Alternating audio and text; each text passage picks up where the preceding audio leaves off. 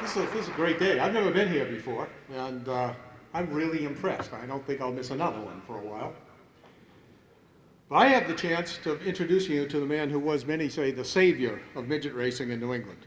He was also a champion car owner, and from a personal point of view, was my mentor in racing.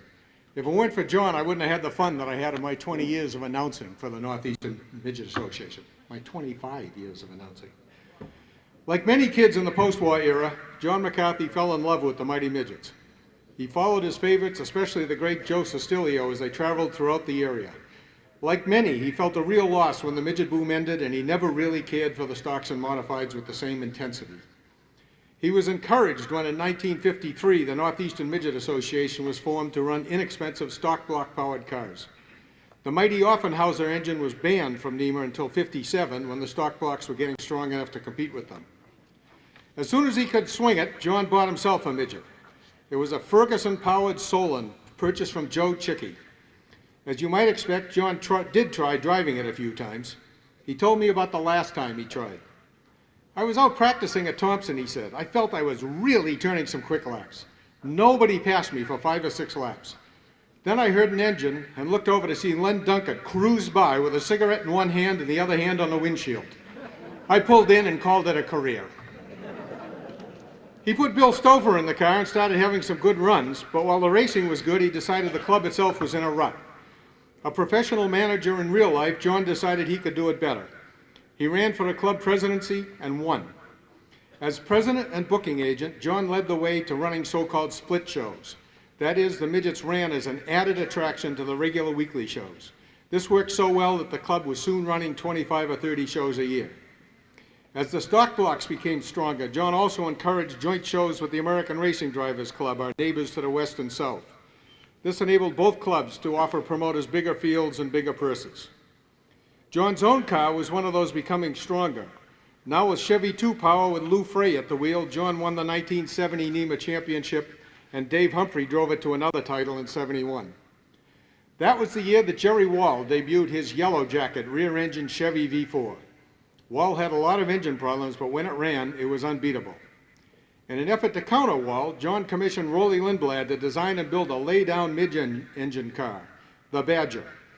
In its first year, the new car had lots of shakedown problems, but it was fast. Either Wall or Humphrey won most of the races.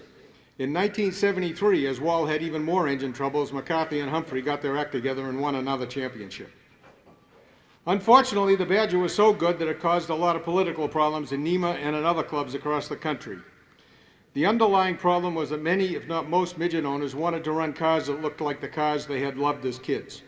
So just as with sprints and super modifieds, the new cars were restricted or just plain banned everywhere. Finally, John felt it was time to give someone else the reins of NEMA. Unfortunately, he did this in the middle of the year, causing an immediate promotion of the vice president, who more unfortunately was me. I did my best to carry on John's work and was followed in the office by some guys who I think did even better. The base that John built has kept the club running successfully even today.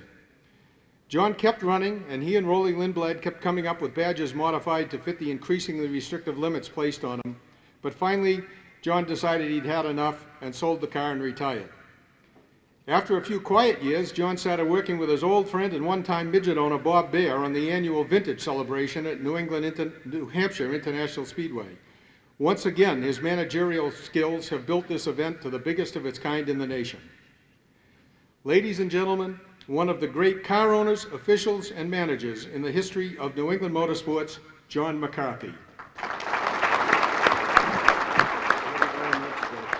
It is with a great deal of pride and humility that I accept this fine offer that you people have bestowed upon me by making me one of you. From the bottom of my heart, thank you. To put it in perspective, if I were to rate this event against other events that have occurred during my relatively long period of life, I would illustrate it by when I die, and we're all going to croak, my tombstone is going to read John McCarthy, born such and such a date, died such and such a date, and there'll be 6 other words. Member, near Hall of Fame. Thank you again. Thank you.